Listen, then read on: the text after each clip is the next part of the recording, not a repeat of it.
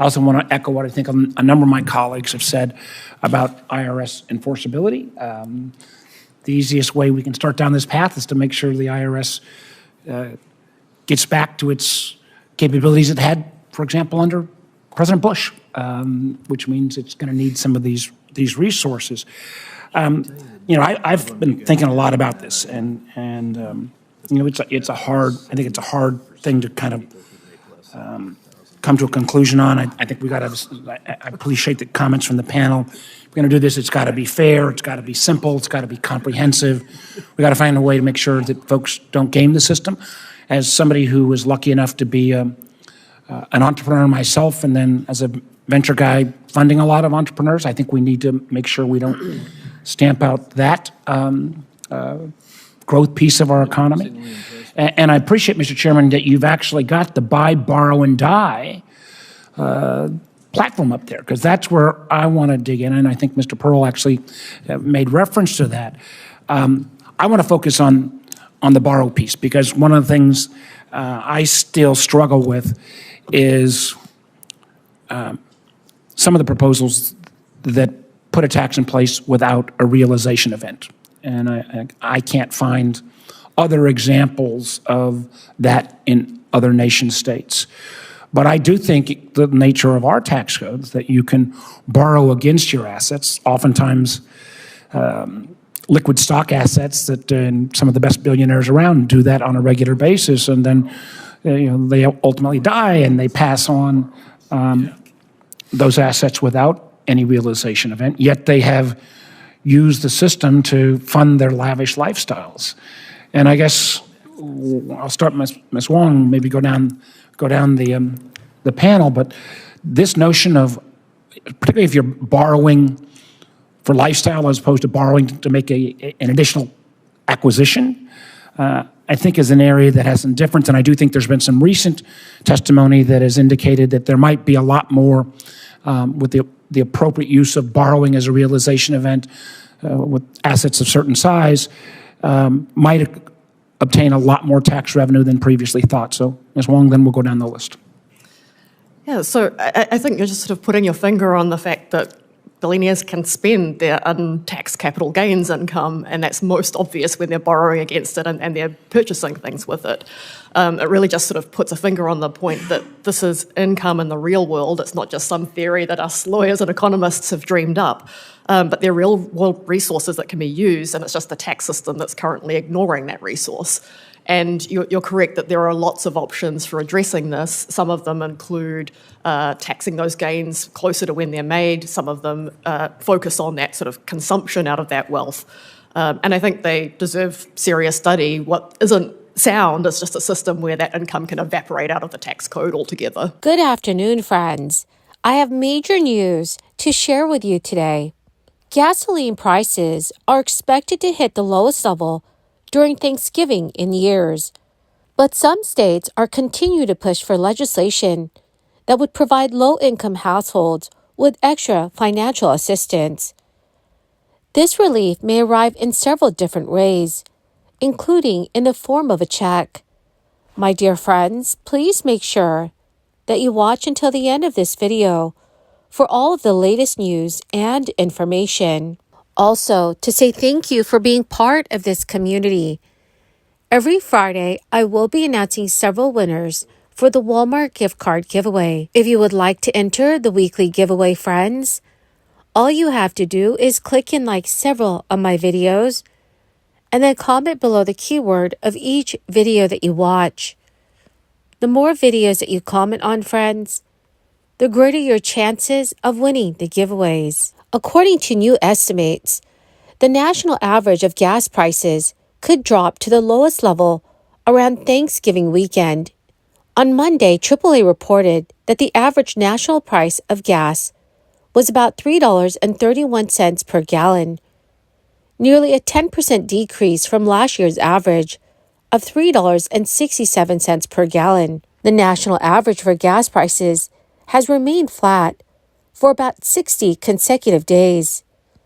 As of Monday, there are 11 states that have below $3 a gallon on average. Texas, Missouri, Tennessee, Georgia, and South Carolina are on that list. AAA cited a lower demand for gas, coupled with lower oil prices, as a reason for the decline. Andrew Gross, AAA spokesperson, said in a statement last week, "Drivers this Thanksgiving can expect cheaper gas prices."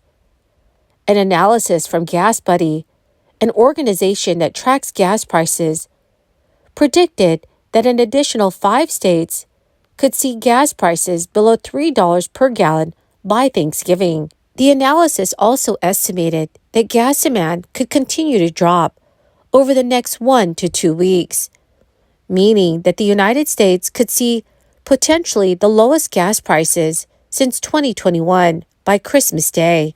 Patrick DeHaan, head of petroleum analysis at GasBuddy, told The Hill, "As millions of Americans gear up to hit the road for Thanksgiving, the national average is seeing its longest streak of declines in over a year, reaching a 9th straight week, as gas prices fall to their lowest since January." GasBuddy now counts over 65,000 stations, with a price of $2.99 per gallon or lower. This Thanksgiving is expected to be possibly the busiest travel season ever. The Transportation Security Administration expected 30 million passengers to pass through airport security checkpoints from November 17th to November 28th. In addition, AAA is expecting most of their Thanksgiving travelers to get to their locations by car. It predicted there could be 49.1 million drivers on the road, traveling to make it to their holiday plans. All of this is giving momentum to the easing cost of living. After 2 years of high inflation, consumer price growth is finally moving back towards healthier levels. Even the cost of a Thanksgiving Day meal is finally going down. Just a few months ago, refinery outages and aggressive OPEC Plus supply cuts helped propel oil prices to nearly $100 a barrel. And since then, concerns about demand have emerged. Oil inventories have also increased. U.S. oil prices plummeted 5% on Thursday alone, sinking to a 4-month low of $73.58 a barrel. So in other words, there is an oversupply problem. Recently, the Biden-Harris administration has invested nearly $22 billion in the Low-Income Home Energy Assistance Program. This is part of the administration's broader efforts to lower costs for American families. Pennsylvania state lawmakers recently announced that assistance is available for renters and homeowners. The application period for both cash and crisis grants is open from November 1st, 2023 to April 5th, 2024. While last season's benefits were supplemented by additional American Rescue Plan dollars, this season's benefits will return to more traditional amounts. The minimum cash grant is $300, and the maximum cash grant is $1,000. The grant is for people who are in jeopardy of having their heating utility service terminated, having a broken heating equipment, or who are out of or have less than 2 weeks' worth of deliverable fuel. Applications opened up last week in Massachusetts. People should apply sooner rather than later. There is a process, and depending on what documentation you need, like proof of income, it can take a little time to get it done. So friends, check with your state or city to see if they are currently providing relief. Well, my awesome and amazing friends, that is the end of my daily stimulus update video for today.